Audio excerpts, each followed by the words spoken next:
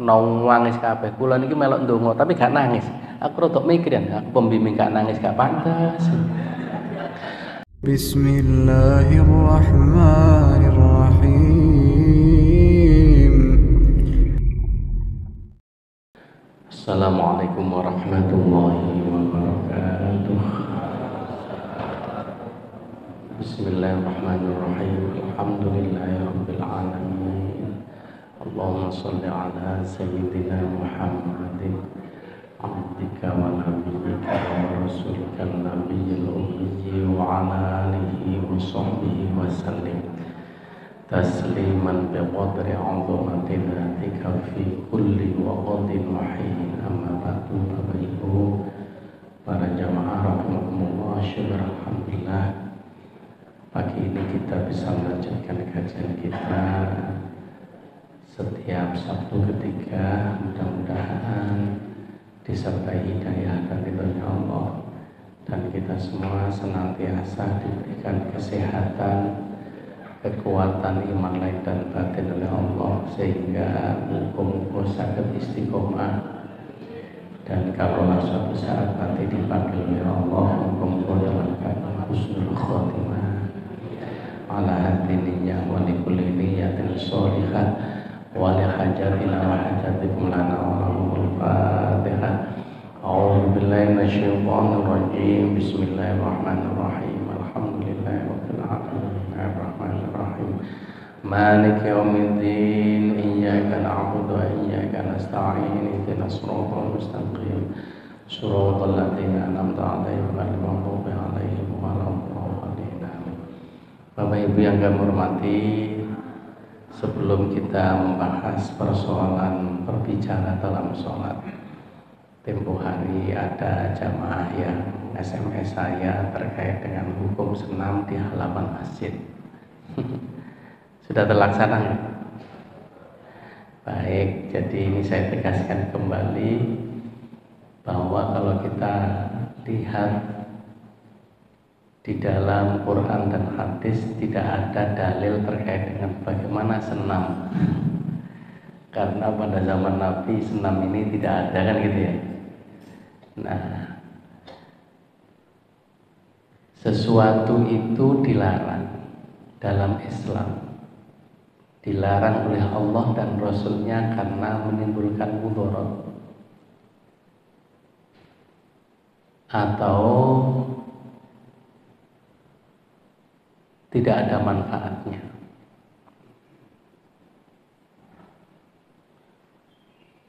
Sesuatu itu diperintahkan karena mengandung kemaslahatan. Ya. Nah, secara garis besar, sesuatu yang mengandung kemaslahatan untuk kehidupan manusia, baik dunia maupun di akhirat, itu sangat dianjurkan. Pada dasarnya senam itu salah satu tujuannya adalah di dalam rangka menjaga apa? Kesehatan. Kesehatan itu penting apa mboten? Penting. Maka berarti dimanapun dan kapanpun kita boleh senam, siang ataupun malam. Nah, tidak dilarang. Nah, sekarang persoalannya adalah senam di halaman masjid.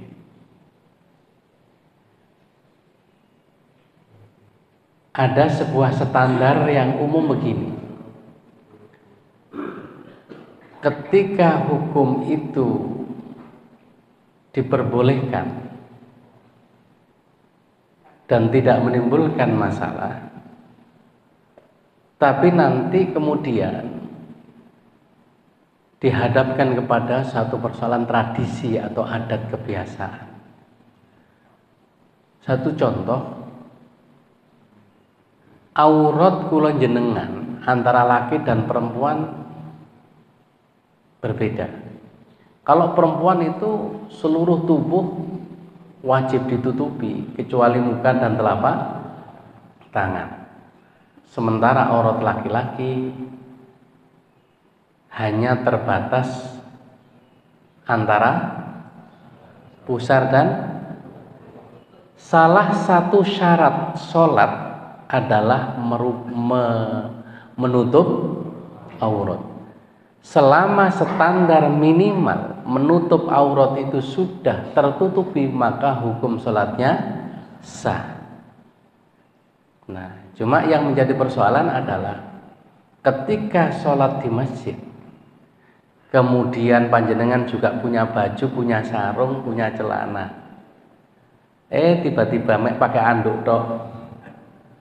Yang penting menutup pusar dan kan tetap sah. Nah, tapi ini berbenturan dengan adat kebiasaan. Nah, karena itu kemudian Rasulullah menyebut begini, ma ra'ahul muslimuna khairan fahuwa indallahi khairun. Apa saja yang menurut mayoritas umat Islam itu baik, maka di sisi Allah pun akan dicatat sebagai suatu kebaikan. Wa ma ra'ahul muslimuna sayyi'an fahuwa indallahi sayyi'un. Apa saja yang menurut pandangan mayoritas umat Islam itu tidak baik, maka di sisi Allah pun dianggap tidak baik. Nah, sekarang pertanyaannya, walaupun itu sudah memenuhi standar fikih hukum Islam boleh dan sah, kira-kira jenengan menurut pandangannya ono wong salat masjid mek kataan kolor tapi wis nutup pusar, kira-kira sae napa mboten? Nah, terus kemudian senam sekarang, senam di halaman masjid, ya. Kira-kira ada yang terganggu? Nah, itu sekarang saya kembalikan ke jenengan. Ya. Kira-kira mudorotnya apa? Seperti ini lagi. Rasulullah menganjurkan kencing jangan berdiri, makan jangan berdiri, harus menggunakan tangan kanan. Karena makan dengan tangan kiri atau berdiri itu kebiasaannya siapa? Setan. Dalam artinya, pertanyaannya, jenengan pernah makan dengan tangan kiri? Pernah makan dengan berdiri? Pernah. Nah, maksud saya begini, sesuatu yang dilarang itu ada derajat dan tingkatannya. Ada haram, ada makruh, ada mubah. Sesuatu yang diperintahkan itu ada wajib, ada sunnah. Nah, gitu. Karena itulah di dalam kaitan ini kemudian dalam tingkatannya agama itu juga ada kebutuhan yang bersifat primer yang disebut apa namanya doruriyah. Doruriyah itu kebutuhan primer, kemudian hajiyat sekunder, dan tahsiniyat itu tersier. Nah, itu kalau dalam ilmu ekonomi kan ngaten. Kebutuhan pokok yang harus dipenuhi itu adalah makan dan minum, sandang, papan. Kemudian ada kebutuhan sekunder. Sing penting cukup itu walaupun gak duwe mebel, gak duwe lemari, kan apa-apa. Iso diwadahi kresek kan ngaten nggih. Nah, kemudian ada yang kebutuhan sekunder, kemudian tersier itu tambahan. Nah, di dalam hukum Islam juga begitu. Karena itu kebutuhan primernya menutup aurat, adapun sekundernya ditutup yang lengkap. Untuk tambahannya mungkin pakai minyak wangi, kan ngaten nggih. Nah, itulah Bapak Ibu yang kami hormati. Jadi sekali lagi saya nggak ngerti persoalan yang terjadi di dalam senam, tapi dalam prinsipnya senam itu adalah tujuannya untuk kesehatan. Mungkin bisa jadi di dalam senam itu kan sekarang diiringi dengan musik kan gitu. Musik. Nah, persoalan musik sudah pernah kita bahas. Ya, musik itu para ulama kemudian menurut Salafi Wahabi itu haram kan gitu ya. Menurut Imam Ghazali tidak, menurut Syekh Quraisy Shihab tidak. Sama dengan pisau. Bagaimana cara menggunakannya, kan gitu. Ketika musik untuk mengiringi sholawat, ada rebana, ada suling, ada apa? Ingat ini kenapa? Organ apa organ? Ya, organ tubuh lah. Nah, sehingga orang menjadi sholawat terus kemudian tertarik untuk membaca sholawat, maka hukumnya boleh. Tapi kalau kemudian sampai membuat orang lupa dan kemudian lali sholat, nah itulah yang dilarang. Karena asbabun nuzul waktu itu Rasulullah menyuruhkan untuk melakukan sholat Jumat. Ada seorang tokohnya orang kafir tiba-tiba membuat musik tandingan supaya orang tidak jadi berangkat ke. Nah, akhirnya dilarang. Jadi itu seperti itu, ya. Jadi yang terkait dengan senam di halaman masjid itu jawaban saya. Adapun yang terkait dengan bagaimana, apakah itu sain apa mboten, menurut jenengan tergantung dari adat dan tradisi panjenengan. Kalau di Winsa itu bebas, Pak.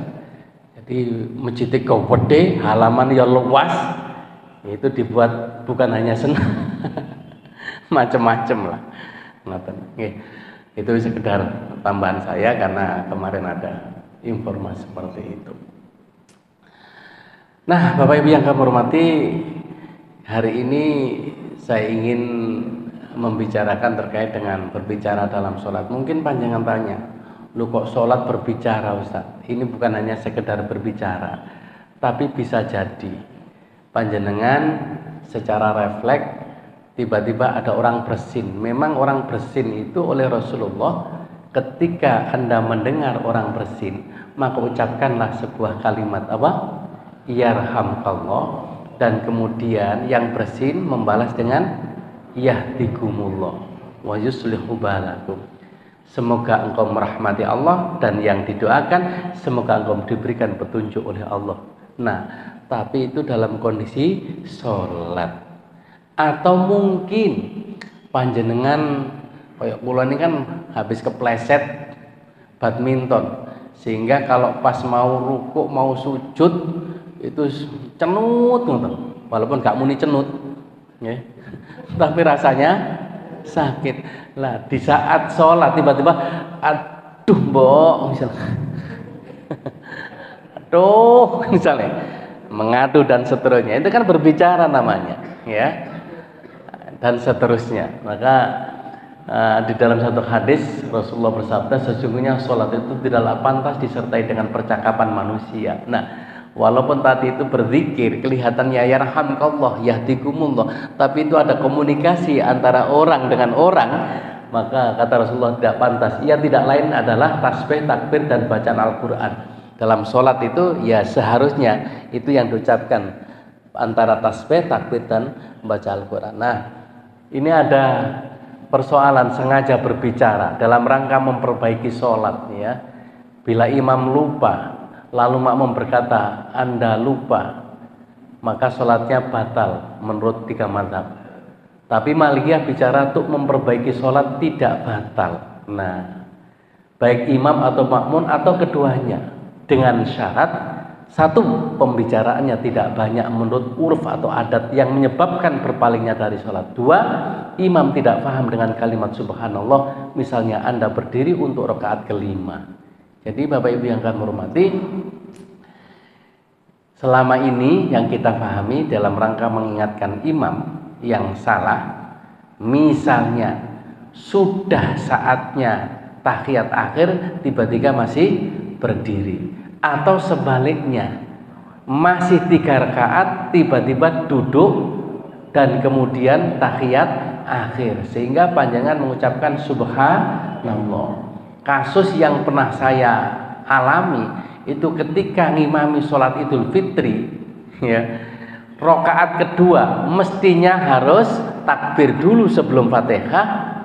Ternyata begitu takbir langsung saya mengucapkan Bismillahirrahmanirrahim, lali gak mau Fatihah. Subhanallah, jamaah ya kabeh aku ya tetep tak lanjut. Akhir aku mandek mikir iki apa kok kabeh bengok-bengok iki ya. Saya lupa sama sekali. Untungnya ada jamaah yang nyaut begini. Bismillahirrahmanirrahim. Alhamdulillahirabbil alamin lah. Jadi dia tidak berbicara tapi membaca Al-Qur'an. Nah, akhirnya baru saya sadar, ya Allah, belum baca Fatihah. Itu. Yang kedua, yang pernah saya alami itu adalah ketika rakaat kedua sebelum Fatihah, belum takbir, langsung baca Fatihah. Jamaah juga serentak mengucapkan Subhanallah. Nah, dalam konteks ini ternyata 3 madhab Hanafiyah, Syafi'iyah, Hanabilah, maksudnya Hanabilah itu Imam Hambali, kecuali Malikiyah itu menyatakan batal. Tapi di dalam rangka untuk memperbaiki sholat jamaah supaya tetap berjalan lancar dan orang tidak terganggu, beliau menyatakan boleh, asalkan menurut adat ngomongi gak usah akeh. Nah, akeh iki sing ya apa iki? Misale ngeten. Awakmu tuh ngawur ae. Wong salat tuh ngelamun ta. Misale kan ngomong akeh. Nah, sehingga ini nanti kita, ya. Ada imam namanya Imam Al-Auza'i, mungkin belum saya catat di sini, langsung aja ya. Yang dimaksud tidak boleh lebih berbicara banyak sesuai adat itu, beliau menyatakan maksimal 3 kata. Itu diibaratkan seperti orang bergerak yang pernah kita. Kalau kita bergerak dalam sholat 3 kali berturut-turut itu menyebabkan batal. Ya. Misalnya di depan itu ada sop yang kosong, tiba-tiba orangnya kentut, kan lubang. Sop yang di belakangnya kan harus mengisi. Nah, kalau berjalannya 3 langkah itu langsung berturut-turut begini, itu bisa menjadi batal. Ini sama dengan gerak jalan. Nah, supaya tidak batal, maka jangan sampai berturut-turut. Berarti 1 langkah. Nah, 1 langkah berdiri. Kukur-kukur nggih ngoten. Kalau kukur-kukur menggerakkan semua begini berturut-turut, misalnya kecokot nyamuk, batal. Supaya tidak batal, sekali kukur mandek. Ngukur keberatan, mandek lagi, ngukur mandek. Maka kemudian Imam Nawawi meskipun 100 kali, asalkan tidak berturut-turut, tidak membatalkan. Nah, misalnya bojone mulih, Assalamualaikum, lawangnya dikunci timbangan ganggu, melaku sak benar. Wah, kirim lawange waduh. Nah, beliau menyatakan begitu. Nah, sehingga Imam Auza'i mengatakan asalkan tidak lebih dari 3 kata, maka itu boleh. Misalnya saya tadi belum baca Fatihah, belum Fatihah. Tapi kalau kemudian ditambahi belum Fatihah, belum ya, pokoknya nggak boleh lebih 3 kata. Yaitu artinya kita sudah punya pandangan bahwa mengikuti mazhab Malikiyah tidak masih diperbolehkan di dalam rangka untuk menjaga kemaslahatan agar jamaah itu tetap berlangsung dengan baik. Kalau imam yang bicara tidak batal dengan syarat. Nah, sekarang imam tadi kan makmum. Sama dengan yang dilakukan makmum, dengan catatan dia benar-benar yakin, tidak ragu kalau dia nggak lupa atau dia tidak salah. Dan ini kan berarti jawaban imam ketika diingatkan oleh makmum, ternyata imam lebih yakin dengan pendapatnya. Kurang 1 rakaat pas 3 kata. Benar wisan. Misalnya imam jawab begitu. Ya. Dan jika ragu harus membuang keraguannya dan tidak boleh bertanya kepada siapapun. Mosok sih? Nah itu. Berbicara menyelamatkan orang buta dalam batal sholatnya. Wajib berbicara dan menghentikan sholatnya. Jadi kasusnya kalau ada orang buta yang kemudian misalnya pas kita sholat, nah, kalau di sini mungkin kita nggak pernah membayangkan Pak. Kalau misalnya sholatnya hari raya pas di lapangan, kemudian di pinggir lapangan itu kan ada kalinya, ada orang buta jalan tek tek, kalau jenengan pas sholat, hehehe, ya itu nggak boleh. Jadi ini karena nggak ada kaitan dengan kemaslahatan sholat. Ingat tadi diperbolehkan berbicara yang penting tidak melebihi 3 kata atau menurut adat kebiasaan menurut Imam atau Maliki itu adalah dalam rangka untuk menjaga kemaslahatan jamaah. Nah kalau di dalam rangka untuk membenarkan dan meluruskan orang buta yang mau kejegur, maka itu tidak boleh. Maka yang diperbolehkan adalah berbicara dan menghentikan sholatnya, karena sholatnya batal ya. Nah kalau berbicara karena lupa atau tidak sengaja tidak batal, tapi menurut Hanafiyah batal. Nah jadi misalnya tadi ono wong sebelah wa sallallahu ala sayyidina Muhammadin walhamdulillahirabbil alamin. Pas ndonga kunut misalnya, dadak kula jenengan secara refleks Allahumma sholli wa sallim alaihi. Itu kan jawab atau alhamdulillah. Misalnya refleks. Atau kemudian yang sebelahnya mendengar yarhamkallah.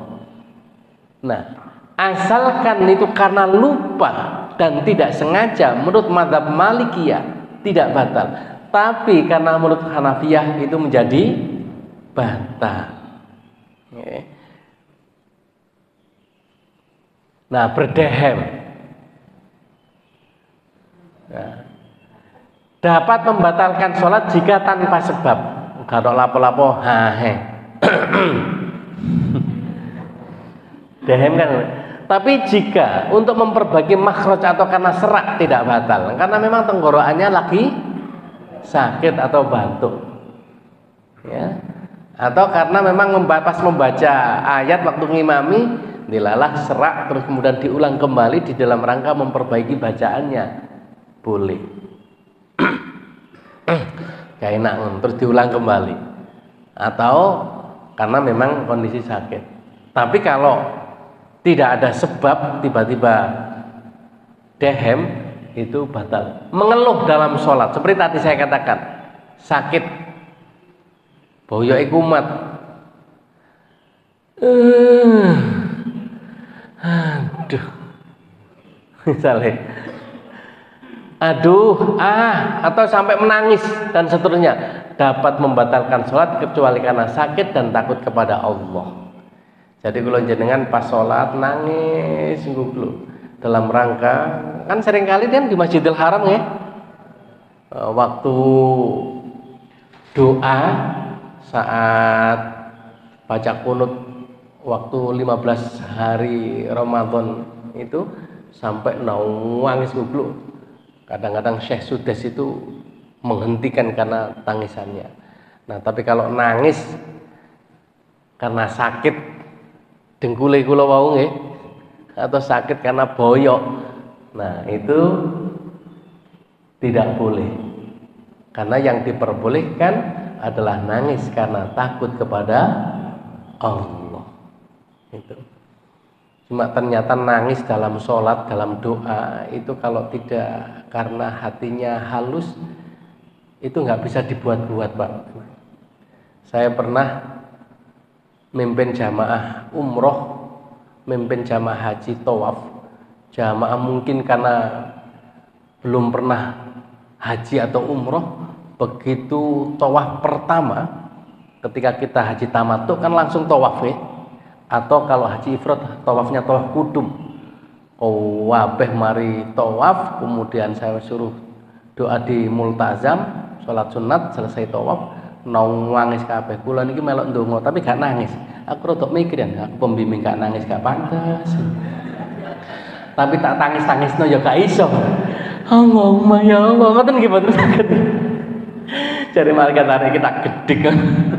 Nangis dibuat-buat. Saestu. Jadi nangis, sedih, bahagia itu adalah memang anugerah dari Allah. Jadi nggak bisa dibuat-buat supaya nangis. Tak banter-banter nangis juga iso. Subhanallah. Ya. Jadi sekali lagi mengeluh atau bahkan nangis, tapi nangisnya bukan karena Allah dalam sholat itu tidak boleh. Mengeluh sakit itu tidak diperbolehkan. Jika ia berjamaah lalu menjumpai orang lain yang juga berjamaah dengan imam lain di sampingnya dan ia mendengar bacaan imam lain tersebut salah, lalu dia bermaksud memperbaiki, maka sholatnya batal. Nah, jadi Bapak Ibu, ini beda. Yang tadi kan mengingatkan bacaan imam yang salah atau yang lupa. Kadang-kadang kan imam lupa, mandek kan ngaten nggih. Nah, ketika kula jeneng itu tadi diperbolehkan, walaupun dengan bahasa yang bukan bahasa zikir tadi ya. Tapi kalau ini kemudian kita sedang berjamaah, lantas ada orang di samping kita, biasanya kadang-kadang kan ada orang membacanya bisik-bisik, sehingga di sampingnya masih sempat mendengarkan. Nah, ketika kita kemudian memperbaiki bacaan sama-sama menjadi makmum, itu bisa membatalkan sholat. Tidak boleh. Ya, oke. Tapi dengan catatan tadi, tidak dengan bahasa zikir, ya, karena ia terikat dengan imamnya sendiri. Ya, jadi itu. Nah, sekarang yang berikutnya, berdoa dengan bahasa sendiri dalam sholat. Jadi misalnya kalau jenengan utangi kata, pasti anjurkan memperbanyak doa di dalam sujud. Ini ada seorang sahabat namanya Rabi'ah bin Ka'ab. Beliau adalah seorang budak, seorang pelayan yang berkhidmat kepada Rasulullah SAW selama bertahun-tahun. Nah, suatu ketika karena Rasulullah ingin menghibur dan menyenangkan hatinya, kemudian Rasulullah bilang kepada Rabi'ah bin Ka'ab begini, "Wahai Rabi'ah, mintalah sesuatu kepadaku, aku akan mengabulkannya. Barangkali kamu punya keinginan yang belum tercapai dalam hidupmu, kepingin duwe apa awakmu, njaluk nang aku, saya usahakan untuk bisa memenuhinya." Rabi'ah jawab, "Ya Rasulullah, berilah kesempatan aku untuk berpikir." Akhirnya selama 3 hari piyambake mikir. Setiap ditanya Rasulullah belum mendapatkan. Tata Rabi'ah menjawab, "Ya Rasulullah, aku ingin kelak di akhirat bersamamu di dalam surganya Allah." Kaget Kanjeng Nabi. Karepe Kanjeng Nabi kan kepingin wong awakmu iku gurung duwe bojo. Kenapa kamu tidak ingin minta dicarikan jodoh? Awakmu iku wong melarat, wong miskin. Kenapa tidak minta sesuatu? Karena Kanjeng Nabi kan mumpama gak duwe sepeda motor, ben duwe sepeda motor tak tukokno kira-kira betul lah. Jawab, "Ya Rasulullah, kalau aku minta harta, walaupun saya punya banyak harta, cepat atau lambat, harta kalau saya mati pasti aku tinggalkan. Kalau saya punya keluarga, kalau saya mati, mereka pun tidak ikut bersamaku. Semuanya akan berpisah dan tidak kekal. Karena itu, aku ingin kau mohonkan kepada Allah agar kelak di akhirat bersamamu di dalam surganya Allah." Nah, karena Kanjeng Nabi akhirnya dawuh, "Fa'inni bikathratis sujud." Karena itulah, bantulah aku di dalam memenuhi keinginanmu dengan memperbanyak sujud kepada Allah. Nah, sehingga para alim ulama menyatakan bahwa di antara tempat doa yang paling mustajab dalam sholat adalah saat apa? Sujud. Nah, ketika kula jenengan misalnya punya banyak hutang, anaknya mau tes UMPTN kayak ngeten iki nggih. atau mau tes PNS atau mau nyalon DPR atau nyalon lembaga legislatif. Nah, ketika ndonga itu kan nggak ada doa khusus untuk supaya melebu kan katanya, supaya diterima, supaya. Nah, tiba-tiba kemudian ditambah, ya Allah, muga-muga utang kula lunas, anak kula diparingi lulus ujian, mari lulus ujian, muga-muga nanti dapat pekerjaan. Ya, terus kemudian gantek duwe akeh-akeh tapi nyaloni lurah dadi. Ini kan bahasa dewe. Kan dengan bahasa sendiri tapi dalam sholat. Dengan bahasa sendiri. Menurut ulama Hanafiyah, jika doa itu tidak terdapat dalam Al-Quran dan Sunnah, serta tidak mustahil diminta kepada sesama manusia, misalnya, ya Allah berilah kami buah apel, yang demikian itu bisa membatalkan sholat. Sebab apel itu bisa diminta, tidak harus kepada Allah, kepada manusia bisa, nggak usah diminta. Nah, sesuatu yang tidak terdapat dalam sunnah dengan bahasa sendiri tadi, ya Allah berilah aku apel, padahal apel itu bisa diminta kepada selain Allah, yang demikian itu bisa membatalkan sholat. Tapi jika mustahil diminta kepada manusia, misalnya, ya Allah berilah rezeki berkah, anak dan seterusnya, itu kan gak mungkin diminta kepada manusia. Rezeki yang berkah, ukuran berkah itu kan nggak podo antara ukuran manusia dengan Allah. Anak yang soleh solihah, nah berilah kami keselamatan, nah itu kan tidak bisa diminta kepada manusia. Maka walaupun dengan bahasa sendiri tidak membatalkan sholatnya. Jadi ukurannya menurut Imam Hanafi itu adalah bisa nggak kalau diminta kepada manusia atau diminta kepada Allah. Nah, kalau sesuatu itu bisa dipenuhi oleh manusia, itu bisa membatalkan. Tapi kalau tidak mungkin manusia memenuhi permintaannya, maka itu boleh diminta kepada Allah. Seperti, ya Allah berilah umur yang panjang yang barokah, berilah kesehatan lahir dan batin. Nah, itu di dalam sholat hukumnya boleh dan tidak membatalkan menurut ulama Hanafiyah. Malikiyah tidak batal secara mutlak berdoa memohon kebaikan dunia akhirat, baik yang mustahil maupun tidak mustahil diminta kepada manusia. Nah, lebih luas lagi, ya Allah berilah apel, berilah buah pisang, kebetulan kula niki pengen sarapan pecel, ya Allah muga-muga pagi ini nanti sarapannya pecel misalnya. Nah, baik yang mustahil diberikan maupun tidak mustahil, itu hukumnya boleh, dengan catatan itu adalah dalam rangka untuk kemaslahatan dunia dan untuk kebaikan manusia. Berarti kesimpulannya menurut ulama Malikiyah boleh secara total berdoa di dalam sholat dengan bahasa sendiri. Tapi menurut ulama Hanafiyah, kalau tidak dengan bahasa Al-Quran dan hadis, itu bisa membatalkan, kecuali sesuatu yang memang mustahil diminta kepada manusia. Jadi Bapak Ibu yang kami hormati, kula jenengan menambah dengan doa apa saja di dalam sholat kita boleh menurut ulama Hanafiyah, asalkan itu doa yang diajarkan Rasulullah ataupun ada di dalam Al-Quran. Contoh misalnya, ketika sujud, kula jenengan tiba-tiba kepingin baca Sayyidul Istighfar. Biasanya kan Subhanallah. Nah, ketika ingin memperlama sujudnya, kemudian ditambah Allahumma anta rabbi dan seterusnya, ya. Khalaqtani wa ana abduka dan seterusnya. Atau doanya supaya oleh rezeki sing akeh, doanya sholat duha. Allahumma in kana rizqi fis sama'i fa anzilhu wa in kana fil ardi fa akhrijhu wa in kana mu'assara fa yassirhu wa in kana ba'idan faqarribhu dan seterusnya.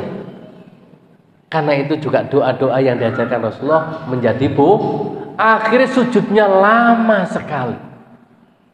Cuma kalau dalam proses ngimami gak boleh, karena membuat makmum terganggu.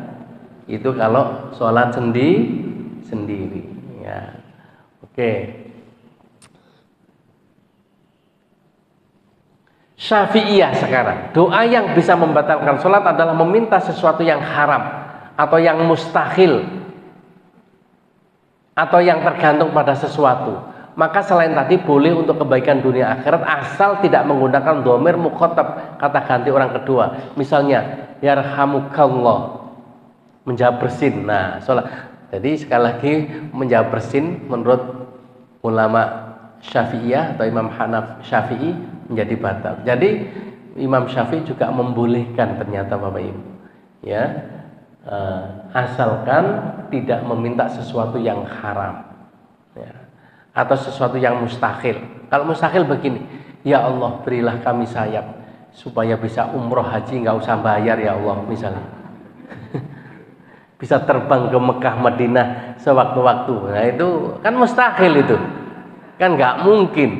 Nah itu bisa membatalkan sholat. Hanafiyah lagi, ya. Pokoknya berdoa yang tidak tertera dalam Quran dan Sunnah dan bukan menyangkut keakhiratan batal sholatnya. Berilah aku seorang istri yang cantik ya Allah misalnya.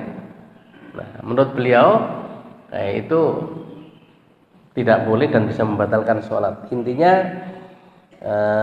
jadi Bapak Ibu yang kami hormati, kesimpulannya bahwa berdoa dalam sholat ada dua pendapat. Kalau kita mengikuti Malikiyah secara mutlak, yang penting di dalam rangka untuk memperoleh keselamatan dan kemaslahatan dunia akhirat, dengan bahasa apa saja boleh. Tapi kalau Hanafiyah tidak boleh. Kalau ulama Syafi'iyah masih dibedakan. Kalau minta sesuatu yang haram batal, minta sesuatu yang mustahil batal, selain itu tidak batal, meskipun dengan bahasa sendiri. Oke, saya kira demikian pengantar kita. Mungkin ada yang mau bertanya, kami silakan, monggo.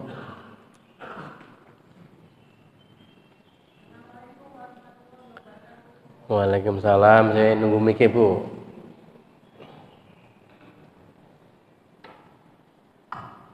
Assalamualaikum warahmatullahi wabarakatuh. Waalaikumsalam. Tentang gangguan sholat Ustaz. Yang pertama, bagaimana kalau sholat dalam kondisi banjir atau gempa atau bencana alam. Yang kedua, bagaimana sholatnya kalau ada di dekat kita itu ada makhluk lain, misalnya hewan dan sebagainya. Ular. Terus ya, apalagi yang berpisah. Terima kasih Ustaz. Iya, jadi Bapak Ibu yang kami hormati, di dalam Islam itu ternyata ada sholat namanya sholat khauf. Sholat karena apa? Takut.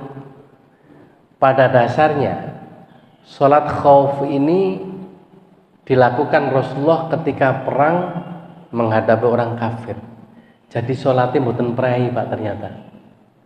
Artinya ada dua barisan yang memang sengaja bergantian, baik yang di depan maupun di belakang. Di saat yang depan bergerak melakukan sholat, yang belakang berhenti sambil siap-siap barangkali nanti ada orang kafir menyerbu. Ketika yang depan belakang bergerak sholat, yang depan secara bergantian. Artinya dalam kondisi apapun sholat tetap wajib dilakukan. Sampai-sampai misalnya jumlahnya kalah besar, kemudian orang kafir mengejar, maka kita boleh lari masih dalam keadaan sholat.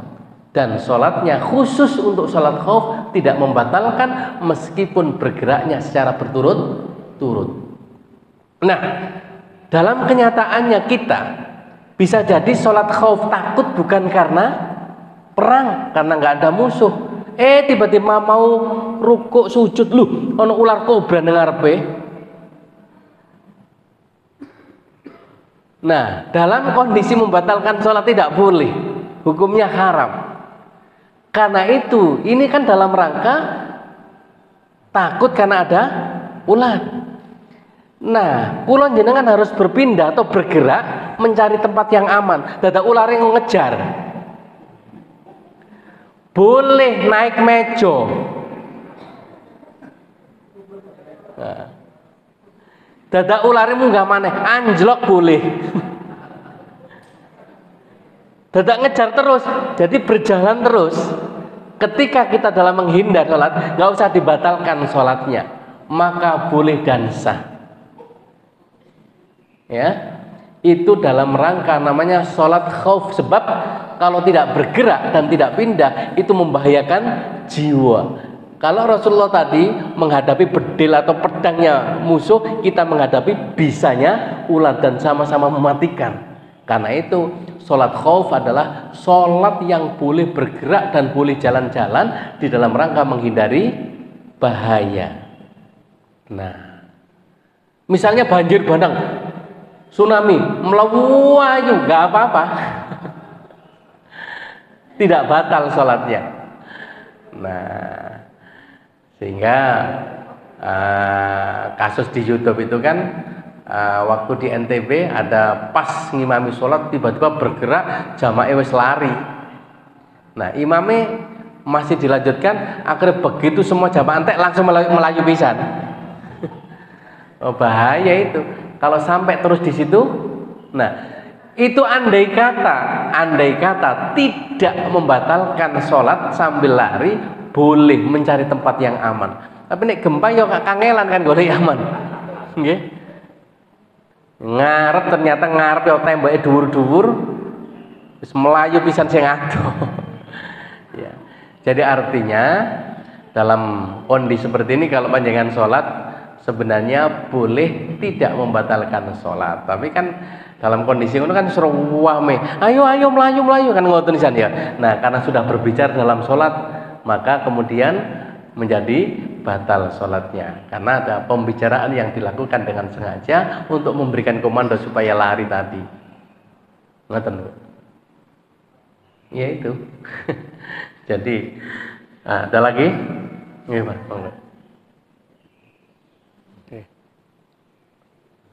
Oh nggih.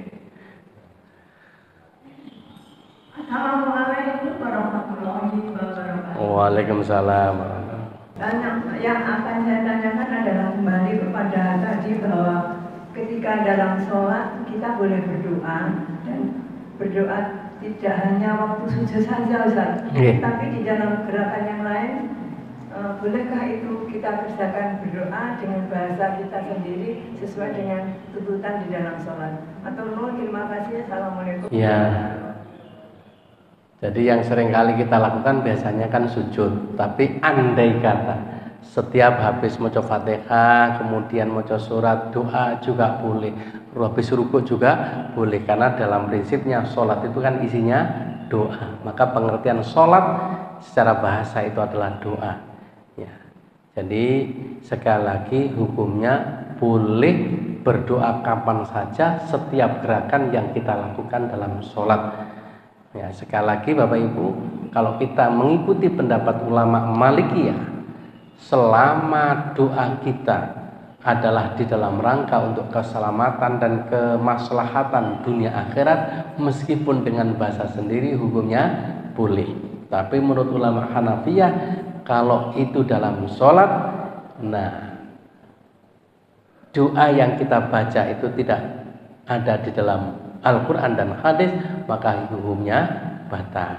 Misalnya, kalau jenengan kepingin sehat, biasanya kalau mendoakan orang-orang yang sedang sakit itu kan pakai Allahumma rabban nas adhibil ba'sa ishfi kan gitu ya.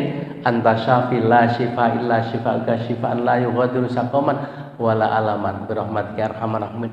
Kemudian kita baca di saat kita habis ruku, habis sami Allah man hamda rabbana lakal hamd, kemudian berdoa itu terus, itu juga boleh.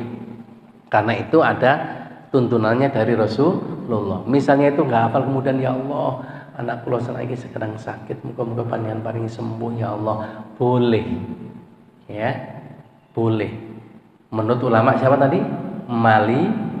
Tapi menurut ulama Hanafiyah tidak boleh, bisa membatalkan. Nah, tergantung sekarang panjenengan. Yang penting sudah tahu ilmunya. Kira-kira neng ati ku mantepe melok ya siapa kan gitu. Monggo Pak.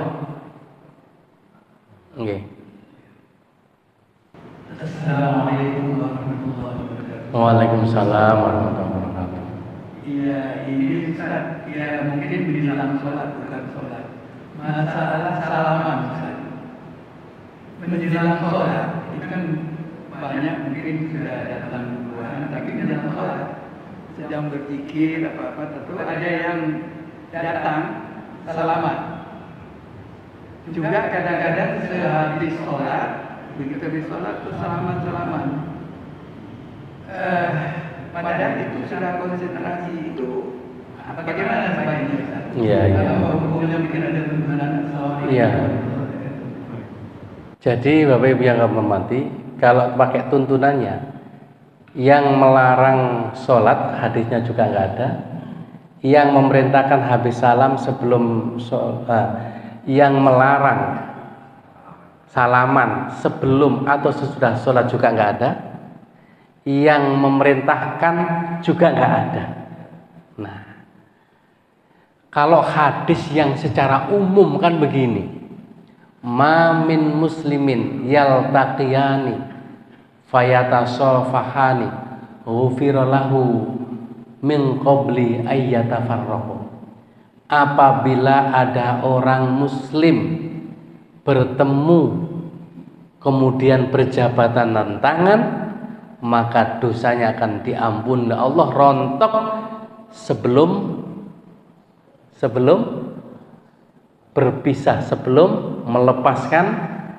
Nah, jadi secara umum ini tidak dalam sholat atau dalam sholat habis sholat atau sebelum, hadis yang secara umum salaman itu adalah merupakan sunnah Rasul kalau kita ketemu sesama muslim. Nah, sekarang dalam prakteknya kira-kira kula jenengan kalau melakukannya itu mengganggu napa mboten? Lah kan kepada tradisi dan kebiasaan kula jenengan. Kalau kebiasaannya itu ternyata salaman itu tidak mengganggu, itu berarti sebuah kebaikan. Tapi kalau mengganggu berarti sebaliknya bukan suatu kebaikan. Kan ngoten. Nah, biasanya santri-santri tradisi orang NU ketemu sebelum atau sesudah mesti salaman. Oh, berarti untuk tradisi NU ini menjadi sebuah kebaikan. Karena mungkin pakai standar hadis yang umum tadi. Nah, orang Muhammadiyah atau orang Salafi malah mengatakan bid'ah karena dianggap itu mengganggu konsentrasi.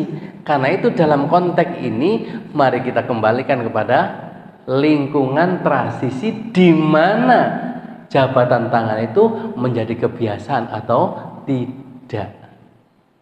Nah, itu nggak ada, yang melarang nggak ada hadisnya, yang memerintahkan juga nggak ada.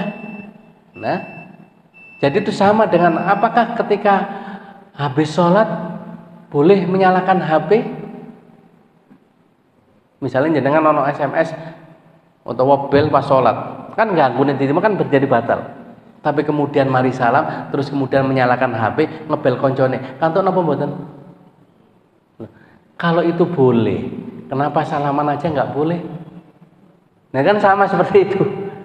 Sesuatu yang tidak ada larangan dan tidak ada perintah, maka sekali lagi ini kembali kepada kemaslahatan bersama.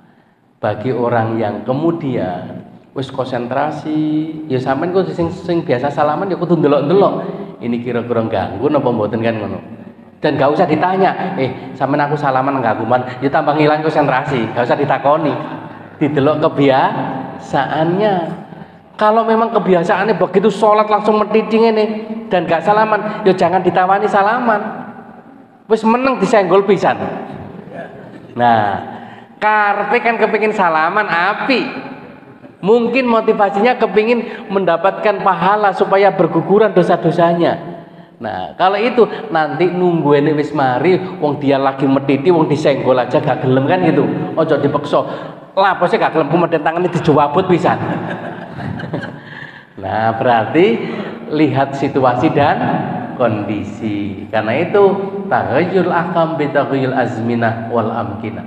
Hukum itu berubah dan berkembang tergantung situasi dan kondisi. Baik atau buruknya, lihat situasi dan kondisi di mana hukum itu diterapkan. Kalau memang kondisinya lagi konsentrasi meneliti, oh berarti wangki memang tidak memberikan kesempatan untuk salaman. Lah kula jenengan yang biasa salaman nggak usah dilanjutkan salaman. Lihat kondisi. Tapi kalau kemudian dia tiba-tiba menawarkan salaman, ya monggo salaman bareng, ngoten kan ngono. Jangan kemudian, wah ini nggak ada tuntunan, nggak usah ditolak. Nggak ada.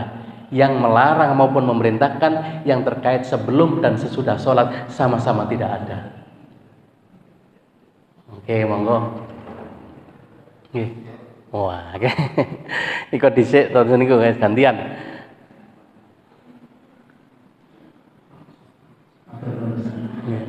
Saya lupa apa yang pada sudah sebelumnya terkait dengan kontrol sholat sunnah.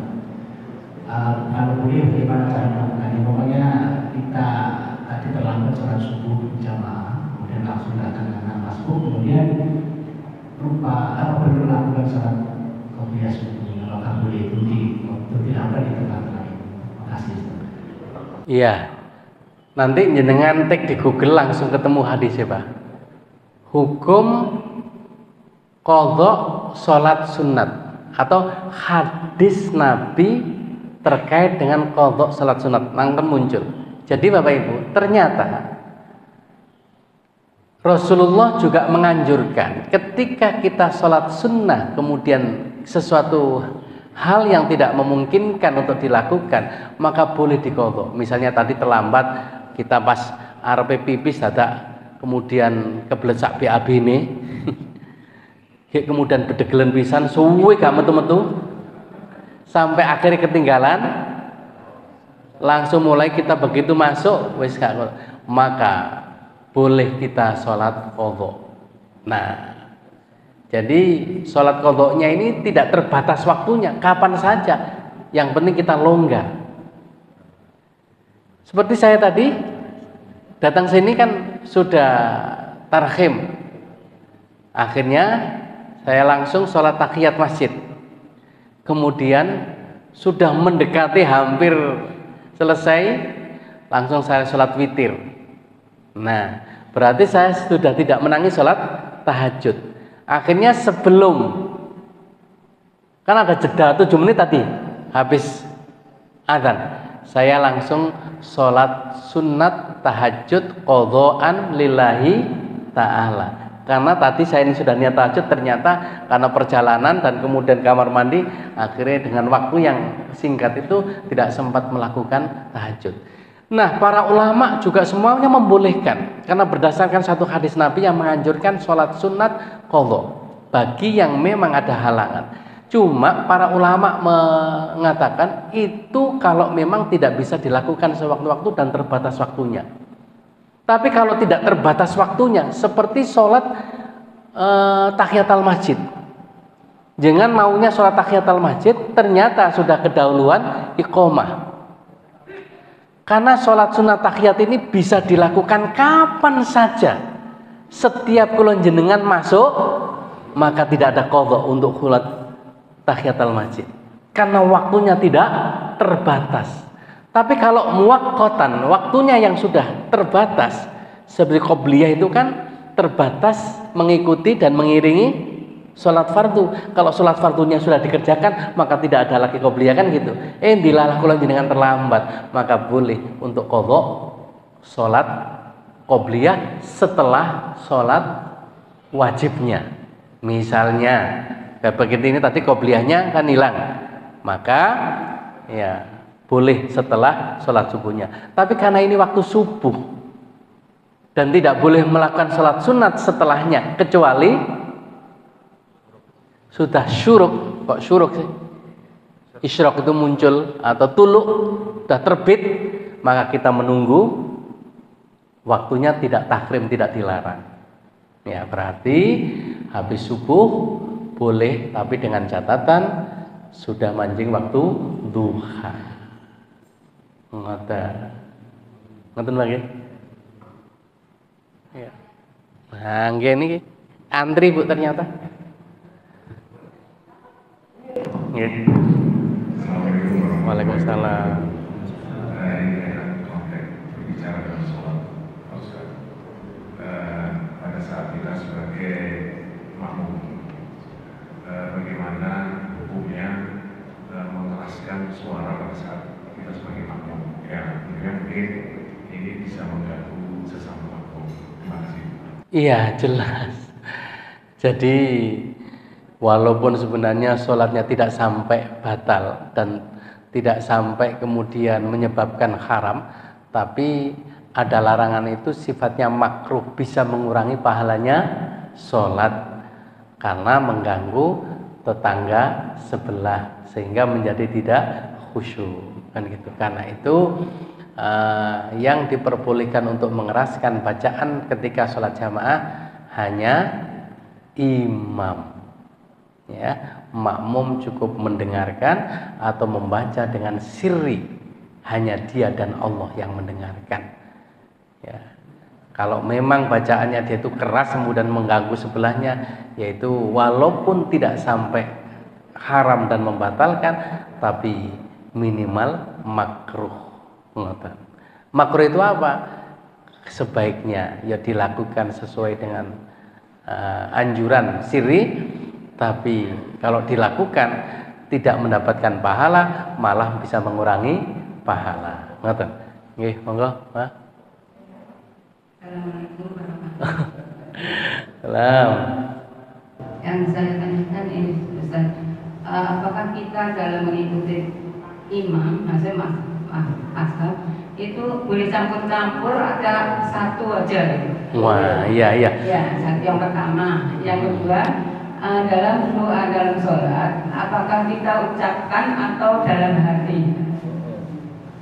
Terima kasih. Wassalamualaikum warahmatullahi wabarakatuh. Ya, wassalam. Jadi pertama, ketika kita ikut mazhab, apakah boleh memilih yang ya atau digabung? Bapak Ibu, ini memang ada ketentuannya. Selama itu memang dalam satu rangkaian, maka kita tidak boleh mengikuti mazhab yang lain. Contoh, rukun wudhu antara Syafi'iyah dengan ulama Malikiyah dan Hanafiyah itu berbeda. Kalau Imam Syafi'i, rukun wudhu itu ada 6, mulai dari niat membasuh muka, tangan, kepala, kaki, dan diakhiri dengan tertib. Ya, ada 6. Nah, tapi ulama yang lain itu menambahkan, seperti Imam Malikiyah, mazhab Hanabilah, Imam Hambali, itu harus digosok, diratakan, dan harus terus menerus, nggak boleh ada jeda.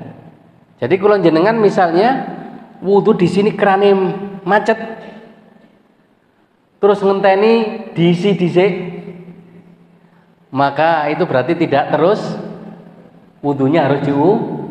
Tapi Imam Syafi'i tidak, selama masih basah kemudian mbok jeding kene munggah nang dhuwur entek pisan melayu nang tonggo, selama masih basah maka tetap sah, nggak harus.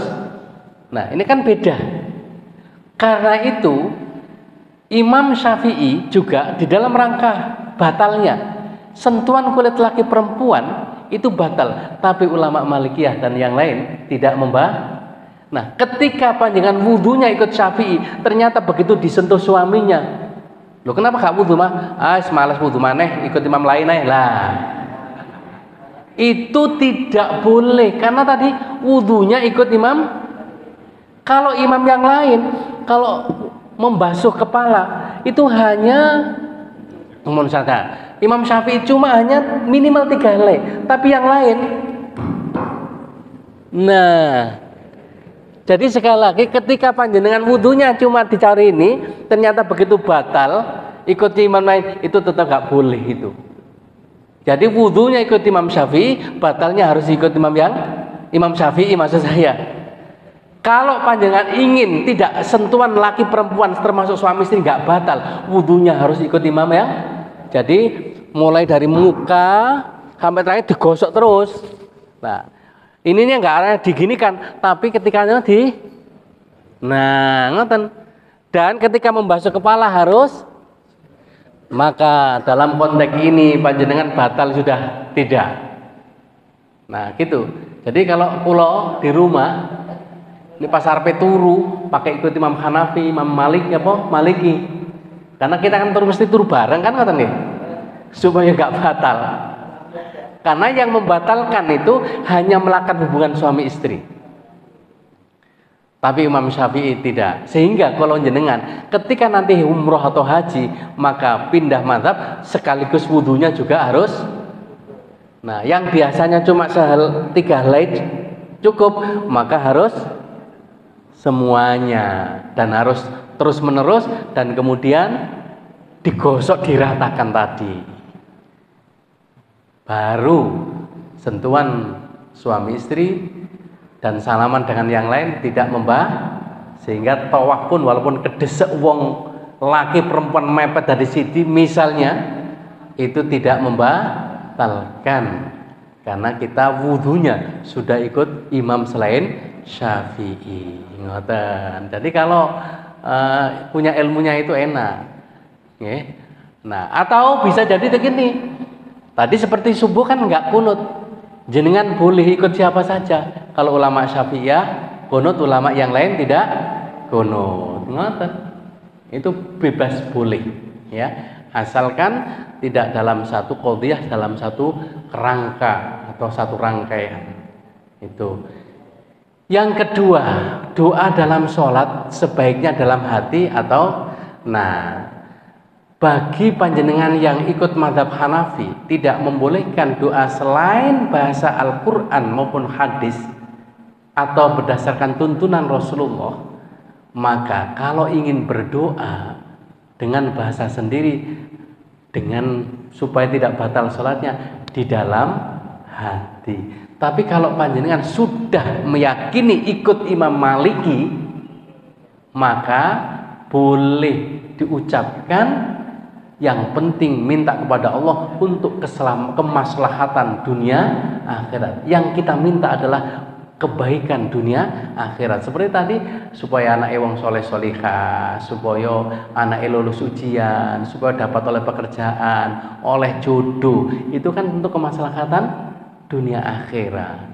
Dengan bahasa yang diucapkan menurut Malikiyah tidak batal. Nah, dalam konteks ini kula jenengan bisa milih sekarang, bisa dipraktekkan. Ngoten nggih? Yang penting sudah kita pelajari dan sudah tahu ilmunya. Kita bisa memilih. Nah, gitulah, Bu. Monggo.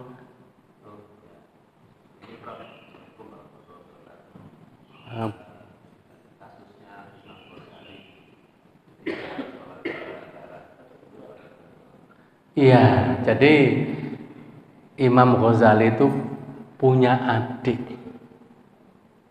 Ya. Kebetulan beliau sedang mengarang kitab yang membahas tentang haid. Dilalah pas ngimami Imam Ghazali ini tiba-tiba mengejutkan banyak orang. Memisahkan diri dan tidak mau berjamaah dengan itu. Akhirnya jamaah lapor dan menyampaikan kepada imamnya. Imamnya asalnya nggak tahu adiknya ini. Begitu tahu, kemudian lapor kepada ibunya. Kemudian ibunya memanggil pada Imam Ghazali, kenapa kamu tidak mau makmum dengan adikmu? Padahal dia seorang fuqaha yang hebat dan dia juga pengarang kitab fikih. Nah, saat itu kemudian Imam Ghazali menjawab, di saat itu saya melihat bahwa sekujur tubuh adik saya saat imami dilumuri darah. Sementara di dalam fikih disebutkan ketika makmum tahu batalnya imam, wajib mufaraqah, wajib memisahkan diri. Misalnya tiba-tiba kula jenengan sholat di belakang imam, ono telek cecek. Kita tahu bahwa itu adalah telek cecek, nemplek ini masih teles. Batal napa mboten? Halo? Lho kok ragu-ragu ya? Telek cecek nemplek neng gone baju, sholatnya jadi batal napa mboten? Jelas batal karena telek hukumnya najis. Salah satu syarat sah sholat wajib suci baik dari najis maupun hadas. Lho sing ngerti sampean tok karena di belakang imam, maka sampean wajib memisahkan diri dari imam. Akhirnya artinya niat tidak berjamaah lagi. Walaupun kenyataannya panjenengan ikut gerakannya dengan imam, tapi dalam hati memisahkan. Sebab kalau sampean lanjutkan, maka sampean menjadi batal sholatnya tidak sah karena sampean tahu bahwa imam sedang najis. Imamnya tetap sah karena imam tidak tahu. Nah, akhirnya ketika ditanyakan apa betul, gimana persoalannya? Subhanallah. Ternyata derajat dan makomnya Imam Ghazali luar biasa. Dikasih mukasyafah oleh Allah, bisa melihat itu. Jadi pas sholat Allah memberikan sebuah kelebihan, adiknya belum mendapat. Akhirnya ditanya, loh gimana ceritanya itu? Subhanallah, adiknya betul, nangis. Karena saat ini saya sedang menulis kitab judulnya Khed. Dan ketika tersolat terbawa pikirannya ngarang kitab Khed itu tadi. Dong lamun Khed aja tentang bab darah ya, itu terbawa di dalam sholat. Nah, kula jenengan umpama pas mikir duit ya awake duit tok mungkin ya. Subhanallah, itu. Jadi itu Imam Ghazali, Pak. Ya, jadi nah, cara menghilangkannya ya kula jenengan ya kumang khusyuk. Khusyuk itu adalah kita berusaha bagaimana caranya untuk bisa menghilangkan. Nah, cuma begini Bapak Ibu, itu kan tidak mudah begitu saja. Makanya Syekh Ibnu Athaillah dalam kitabnya Hikam beliau mengatakan la tatruki dzikra li adami huduri qalbika ma'allahi fihi li anna ghaflataka an wujudi dzikri asyaddu min ghaflatika fi wujudi dzikri. Janganlah engkau berhenti berzikir kepada Allah meskipun pikiran dan hatimu lalai, karena kelalaianmu tanpa berzikir kepada Allah itu jauh lebih buruk dampaknya daripada kelalaianmu tapi masih mau berzikir kepada Allah. Bapak Ibu, kula jenengan maca Quran walaupun dalam keadaan ngelamun, sholat tidak konsentrasi, itu tetap saja lakukan. Karena apa? Kelalaianmu tapi masih mau berzikir kepada Allah itu lebih baik daripada kelalaianmu tapi tidak mau berzikir kepada Allah. Nah, mung kula dhewe niku pas maca Quran enek putu njaluk apa terus kita layani, begitu balik maneh iki mang tutuk endi lali, Bang. Berarti macane Quran mang cuma lisan tok, gak sampai mlebu pikiran. Wong begitu balik wis lali nek tutuk nggone. Nanti napa mboten jenengan kula ngoten iki. Itu lebih baik daripada kelalaianmu tapi lupa kepada Allah. Sehingga walaupun sholat tidak khusyuk itu lebih mulia daripada asa ayyar fa'aka min wujudi dzikri ghaflatin atau min ghairi huduri qalbika ila wujudi dzikrin ma'yaqdhah.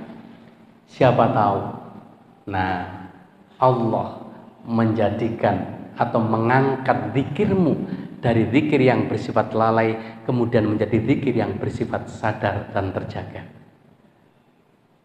Dan dari zikir yang bersifat sadar menjadi zikir yang bersifat khudur, seakan-akan hadir di hadapan Allah. Dari zikir yang disertai pikiran dan hati khusyuk hadir di hadapan Allah menjadi zikir yang bersifat fana. Akhirnya yang diingat tidak ada sesuatu selain Allah. Karena apa? Keberadaan kita tidak akan ada kalau tidak yang maha ada. Adanya kita karena diadakan oleh yang maha ada, dan yang maha ada itu tidak lain adalah Allah. Jadi sekali lagi, untuk bisa khusyuk dan tidak, itu adalah memang kehendak Allah.